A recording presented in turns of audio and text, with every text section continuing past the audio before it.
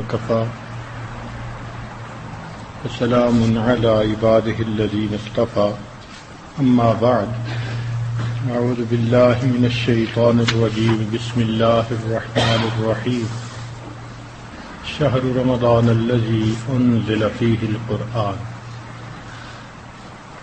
سبحان ربك رب العزة عما يصفون وسلام على المرسلين والحمد لله رب العالمين اللهم صل على سيدنا محمد وعلى آل سيدنا محمد وبارك وسلم اللهم صل على سيدنا محمد وعلى آل سيدنا محمد وبارك وسلم اللهم صل على سيدنا محمد وعلى آل سيدنا محمد وبارك وسلم رمضان المبارک کا مہینہ اللہ رب العزت کی رحمتوں کا خزینہ ہے.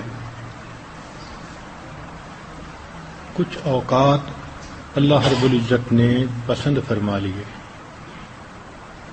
برکتوں اور رحمتوں کے لیے.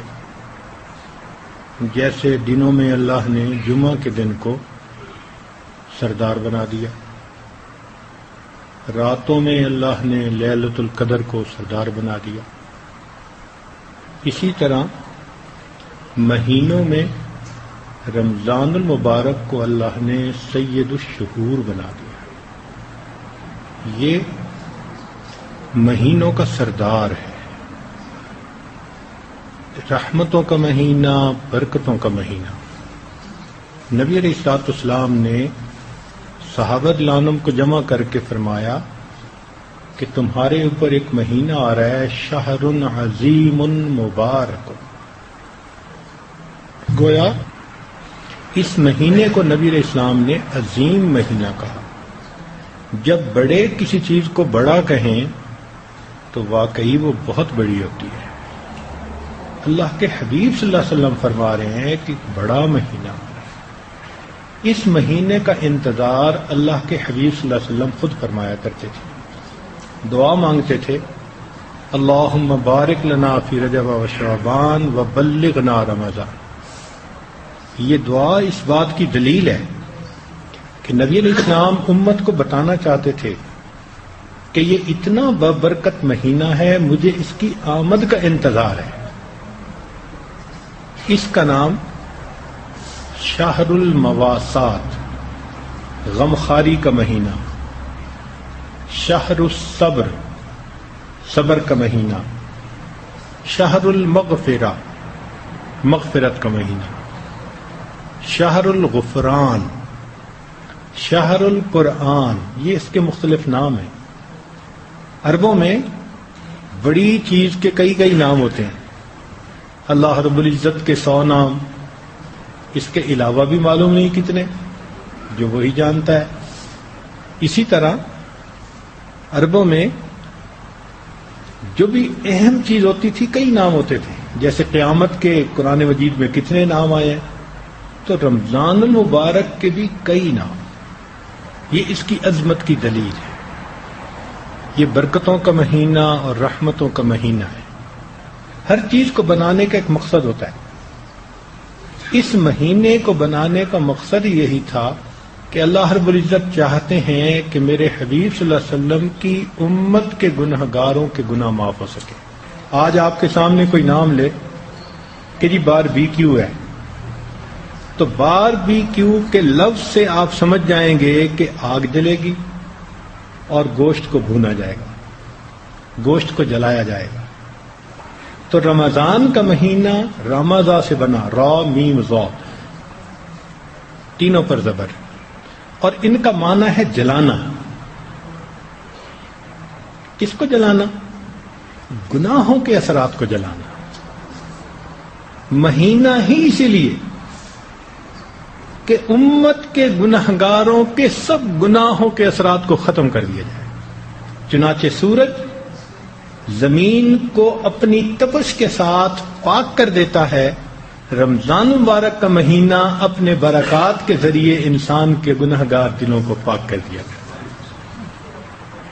تو یہ مہینہ ہے ہی مغفرت کا مہینہ، اسی لیے اس کو کلام الہی کے ساتھ بہت مناسبت ہے۔ جتنی آسمانی کتابیں اتری رمضان مبارک میں، آدم علیہ السلام کو صحیفے ملے 3 رمضان کو، ابراہیم علیہ السلام کو صحیفے ملے 6 رمضان کو، زبور ملی 12 رمضان کو، انجیل اتری 18 رمضان کو، اور قرآن مجید اترا 27 رمضان کو۔ تو سارے صحائف اور آسمانی کتابیں اسی مہینے میں۔ معلوم ہوا کہ اس مہینے کو کلام الہی کے ساتھ خصوصی مناسبت ہے، اس لیے رمضان اور قرآن ان کا آپس میں بہت جوڑ ہے، مناسبت ہے۔ کیسے؟ قرآن بھی اپنے پڑھنے والے کی شفاعت کرے گا، جو بھی قرآن کا حافظ ہوگا، قرآن سے محبت کرنے والا، قرآن کا پڑھنے والا، قرآن قیامت کے دن اس کی شفاعت کرے گا، حدیث پاک سے ثابت ہے۔ اور روزہ بھی اسی طرح، چنانچہ نبی علیہ السلام نے ارشاد فرمایا الصیام والقرآن یشفعان، قیامت کے دن قرآن بھی شفاعت کرے گا اور روزہ بھی اپنے رکھنے والے کی شفاعت کرے گا۔ قدر مشترک ہو گئی نا دونوں میں۔ پھر دیکھیے قرآن پڑھا جاتا ہے تو انوارات اترتی ہیں، رحمت اترتی ہیں۔ وَإِذَا قُرِئَ الْقُرْآنُ فَاسْتَمِعُوا لَهُ وَأَنصِتُوا لَعَلَّكُمْ تُرْحَمُونَ، تو رحمت برسنے کی پکی دلیل۔ اسی طرح رمضان کا مہینہ روزہ دار کے اوپر اللہ کی رحمت برستی ہے۔ حدیث پاک میں نبی علیہ السلام نے فرمایا کہ اس کے اندر رمضان کا مہینہ آ رہا ہے جس میں رحمت آتی ہے، برستی ہے۔ تو صیام میں اور قرآن میں گویا یہ قدر مشترک ہوئی۔ پھر اور دیکھیے کہ کلام سے متکلم کا قرب نصیب ہوتا ہے، کلام سے متکلم کا قرب نصیب ہوتا ہے۔ رمضان المبارک کے روزوں سے بھی اللہ رب العزت کا قرب نصیب ہوتا ہے۔ پھر تلاوت کے اندر تشبہ بالحق ہے، چونکہ اللہ کا کلام ہے تو اللہ رب العزت سے کلام صادر ہوا،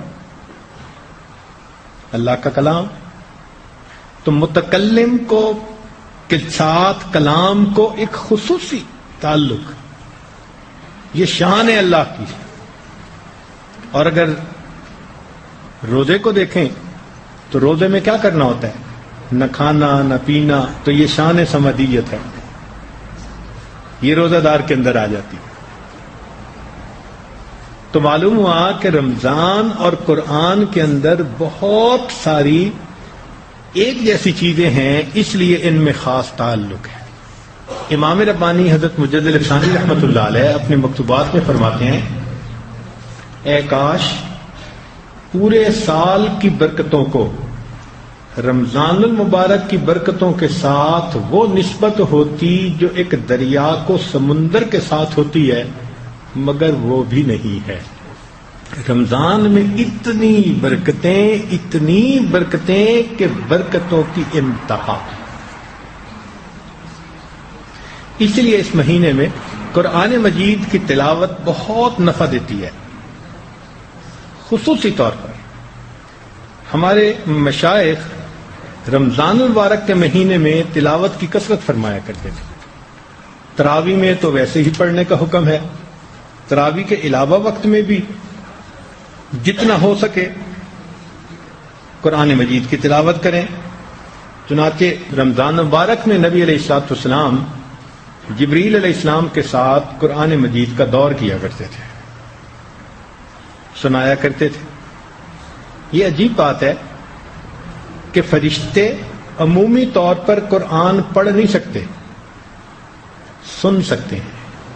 پڑھنے کی خصوصیت صرف جبرائیل علیہ السلام کو حاصل ہے کہ وہ پیغامبر تھے، انہوں نے یہ پیغام نبی علیہ السلام تک پہنچانا تھا، یہ ان کی امتیازی شان ہے۔ یہ انسان کو اللہ نے شان دی، وہ قرآن پڑھ سکتا ہے. اب بندہ جو کام نہ کر سکتا ہو کوئی اور کرے تو بڑا اچھا لگتا ہے. مثال کے طور پہ ہم پرندے کو اڑتا دیکھتے ہیں تو ہمیں بڑا اچھا لگتا ہے، اس لیے کہ ہم اڑ جو نہیں سکتے، تو اڑتا پرندہ بڑا اچھا لگتا ہے. تو فطرت ہے کہ جو کام نہ کر سکیں کوئی کرے تو بڑا اچھا لگتا ہے. تو جب انسان قرآن پڑھتا ہے تو فرشتے چونکہ خود پڑھ نہیں سکتے، فقط سن سکتے ہیں، تو یہ قریب ہو جاتے ہیں، قریب ہوتے چلے جاتے ہیں. اتنا مجمع ہوتا ہے کہ زمین سے لے کے آسمان تک ان کا مجمع لگ جاتا ہے قرآن پڑھنے والے کے اوپر اس طرح.